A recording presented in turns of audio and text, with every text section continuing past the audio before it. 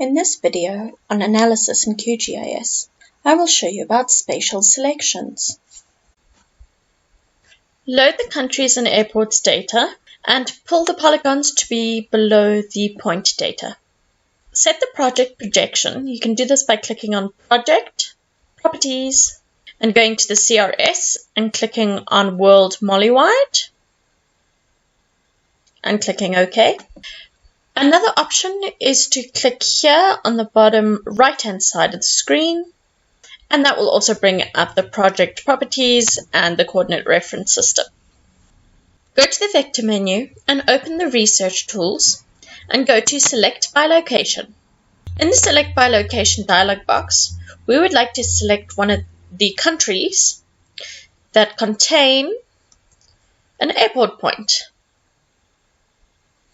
And click Run. Exit the dialog box, and you will see that the countries that have an airport point in them are all selected in yellow. Make sure that your countries layer is selected, and then click on the Invert feature selection. You can now see that all of the countries that do not have an airport point within them are highlighted in yellow. We'd like to save the selection of these features, and you do that by going into the Layer menu and click on Save As.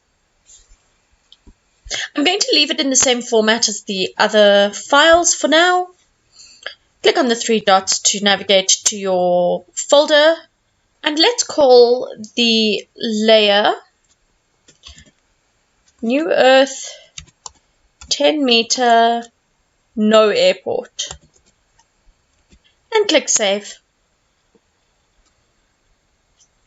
I'm going to leave the CRS as it is right now because we can change that whenever we need to. But do make sure that you have ticked the Save Only Selected features, or it'll save the whole layer. Click OK. You'll see that the layer has been exported, but you can see that there's a little question mark here because of no coordinate reference system. Choose the reference system that the other layers are currently in, and that is the 4326. Say OK.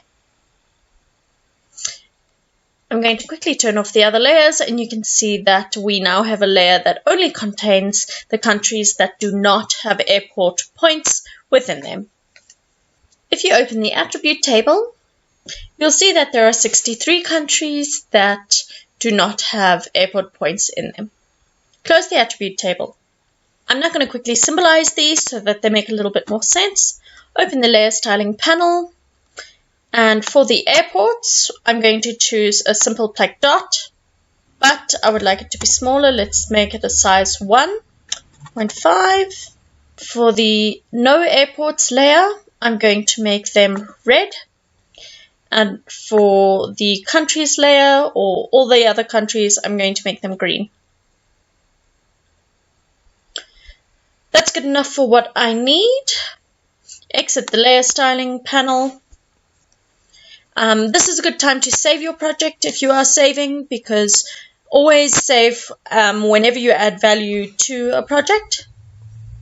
Make a composer layout by clicking on the Layout Manager, and let's just create an empty layout and call it Countries with No Airports. Click OK. Right click on the page and open the page properties. I'd like to change the orientation to portrait, and I'm happy with A4.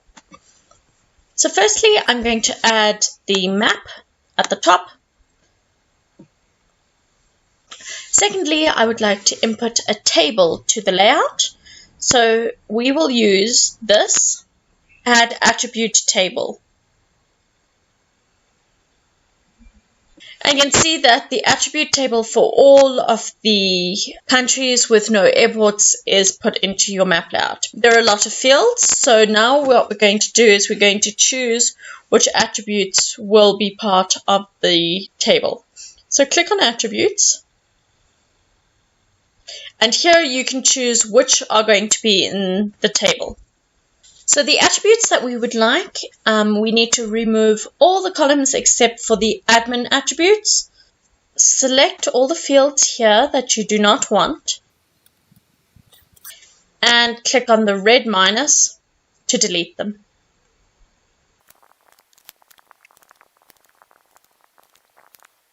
Once you've selected all of the ones you do not want, click the red minus.